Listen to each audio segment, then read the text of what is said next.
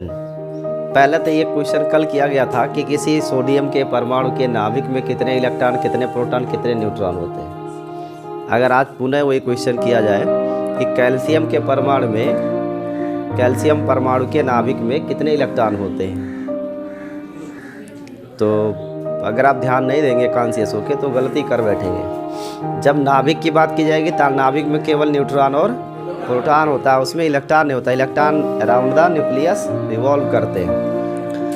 आज उन नाभिकों में से हमें पढ़ना है अल्फा बीटा गामा कणों का उत्सर्जन।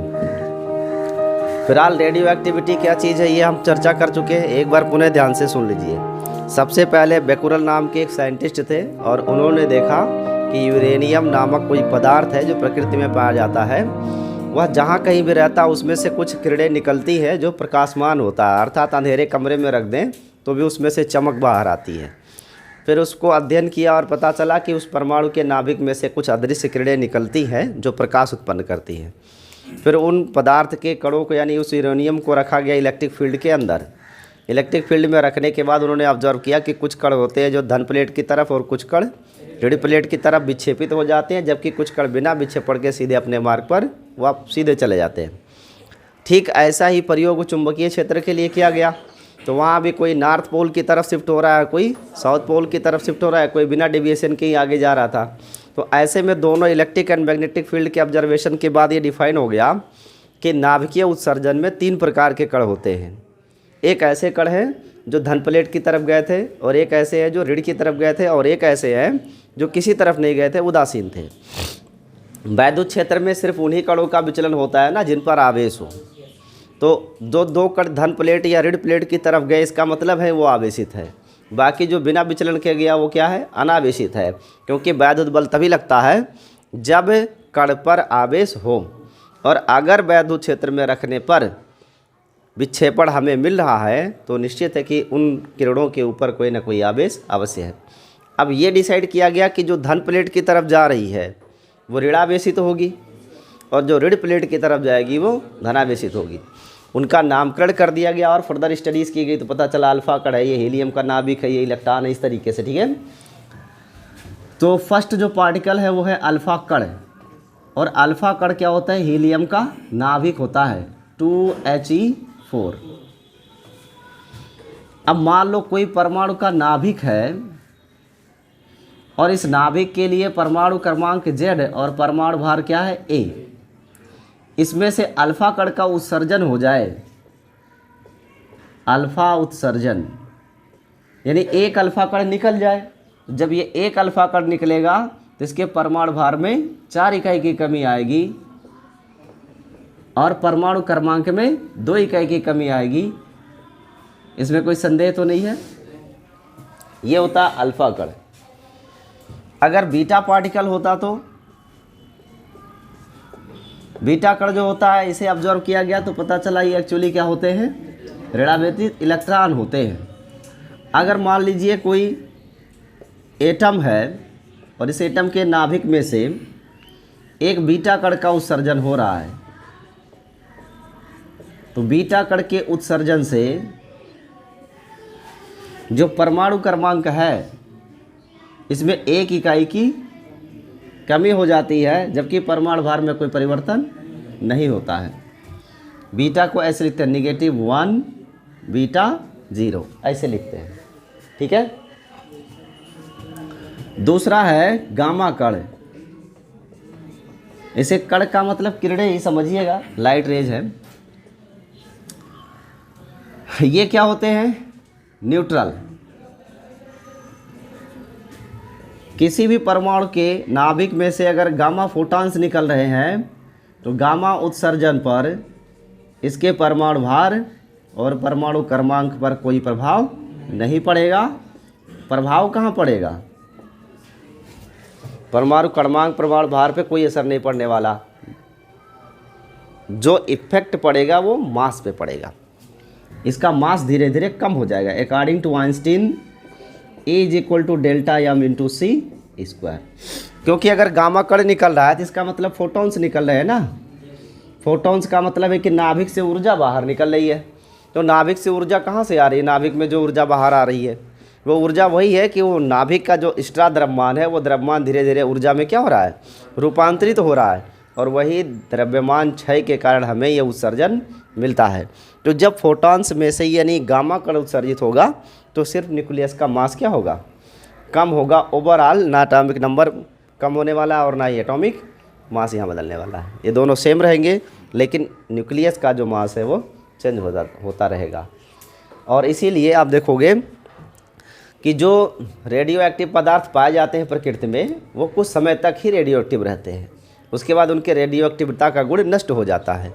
क्यों? क्योंकि जो एक्सेस ऑफ मास है न्यूक्लियस का, अतिरिक्त द्रव्यमान, वो धीरे धीरे ऊर्जा में रूपांतरित हो जाता है और उत्सर्जित हो जाता है।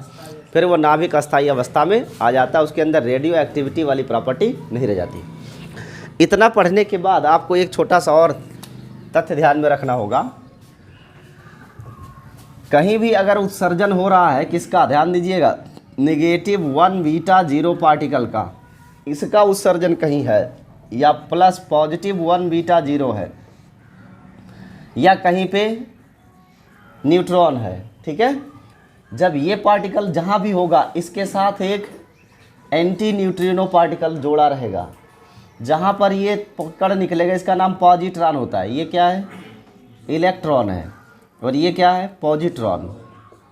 जहाँ पॉजिट्रॉन होगा वहाँ इसके साथ हमेशा न्यूट्रिनो रहेगा, और इलेक्ट्रॉन के साथ एंटी न्यूट्रिनो रहेगा। इसका नाम है एंटी न्यूट्रिनो और इसका नाम क्या है, न्यूट्रिनो। तो न्यूट्रिनो कण हमेशा इस पॉजिट्रॉन के साथ रहेंगे और इलेक्ट्रॉन के साथ हमेशा एंटी न्यूट्रिनो, ये आप हमेशा बना के रखेंगे। जहाँ कहीं भी इक्वेशन फिल करने के लिए आएगा वहाँ आप ये यूज़ करोगे। और जो न्यूट्रॉन है इसके साथ नथिंग, ओनली न्यूट्रॉन, केवल यही रहेगा। अगर यही 3 बातें आप अच्छे से याद कर लो तो भी एग्ज़ाम में आपका पूरा नंबर आपको मिलना है। अब हम शुरू करते हैं। ये कुछ इक्वेशन लिखे हुए हैं जिनमें फिल इन द ब्लैंक्स है और इन्हें हमें भरना है, ठीक है।